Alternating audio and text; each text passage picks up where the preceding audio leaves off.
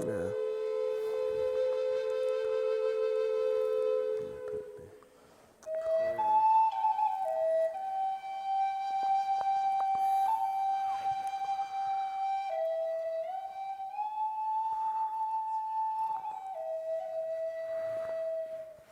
إيه رجعنا لكم. أصلاً ما يلتقون ده يلتقني كذكو. نادى إزلانة هنيلكان ده إزلانة ديجن ده كاتة وده هنجرو ده لتشجكو. من يدي إنا كويا ده. نغنى ده أهليا ده كو.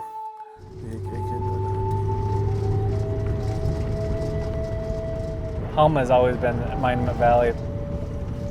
It's significant to how I was taught as a Native American.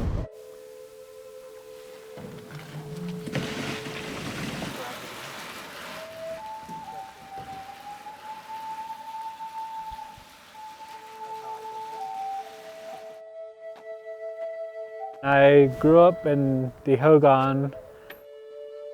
It's a Navajo dwelling. Grew up there since I was born until I was 6 years old and needed to get my education. I got to learn a lot more on how people viewed school and how they viewed the world. It was a lot more different than how I grew up on the reservation, coming from a Hogan, living on ground, like actual ground, where in high school I was all just on pavement and urban society. So it was just a different type of life I lived through. Everything's about sharing. A long time ago, my mom would just start butchering without any help, and then we began to learn how to butcher, even cutting the throat and cutting it down and taking everything apart. Out of the whole family, we're the only ones that can butcher now. People in McDonald's, they're like, oh, I'll eat chicken nuggets and like hamburgers, but they don't know where it came from because they don't see that type of production of their food from life to death to your table in kitchen, you know. Ready, set, go, Maury, where are you? Kids out in the city probably think it's all grown on a tree or something, so I think it's a real good education on where your food comes from. And you appreciate the food a lot more. New purse, Gucci. Most of the time it's like more holidays, like or ceremonial purposes, just to kind of feed everybody that comes by and visits, and you know, just kind of serves the whole people, which is the community. So. So there's different types of organ that she's separating. She's pretty much just preparing it so it can be cookable and edible, because now there's a bunch of digested plants in there. The fat is on the outside, so when she reverses it, mostly the fat's inside. It's one of the most complicated systems, and she's just one of the people that knows how to do it here in the area. Even that teaching right there is being lost. So, pretty unique process, especially when you're craving that type of food and you have nobody to prepare it the way she's doing it right now. So. I have to cut it off right here, and then I can clean it. Then you eat it. Cook it and eat it, huh? Which part do you like? The ribs. You can see every little meat, every little intestine, the blood, the head. We eat everything. Only thing that goes back to the Mother Earth is the bone, the horn, the sheepskin. You hang it up You dry it out, you make a hide out of it, you can make a bed. There's your bed. So it's always good feast. It's always something good out of it. You pray for it. You work for it. In return, this is how we would become the ne, being with the circle of life. Living out in a rural area, I feel like there's only a few people that can do that. That's how you tie your hair. My mom used to do that. Really? There's a couple, Rose and Danyazi Begay, that live in their traditional homes and their traditional ways, that live out in a place called Nary Canyon in Arizona, just right across the border. Living off the land, living off of the livestock they have. And it's just their ordinary day.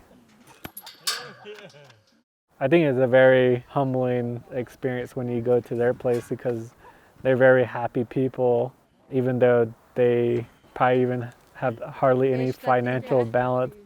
They've been living that for a long time. It's just amazing when you look at how they live. It's just so simplistic, but so meaningful. I think it's very important to live a very simplistic life. I would love to live like that someday, happy and full of life.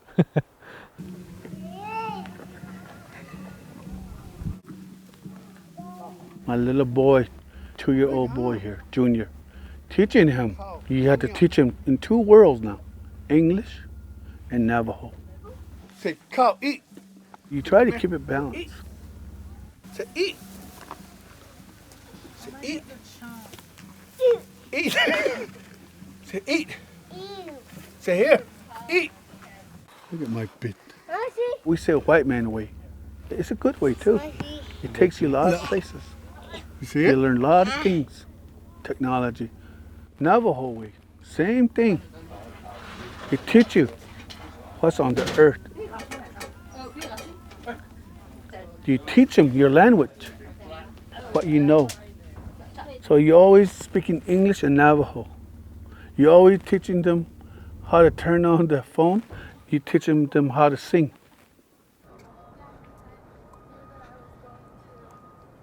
I'm a Utah State student studying Watershed Science, and I'll be graduating December 2018.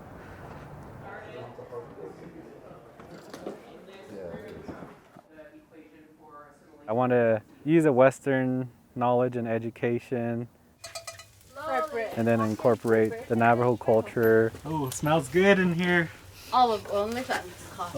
And how they like to preserve everything and hopefully combine those two together and balance that out and make it better for both worlds.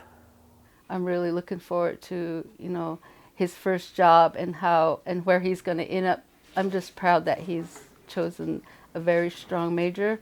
I want to use my educational background to connect everything culturally and modern and mix that all up together to make a difference on the reservation. So when you see my nephew growing up, he has 2 places to look at it. His Western society, his education, over here, his corn pollen, and his prayer, and his value. That's what you see right here. So you have 2, and it makes you strong.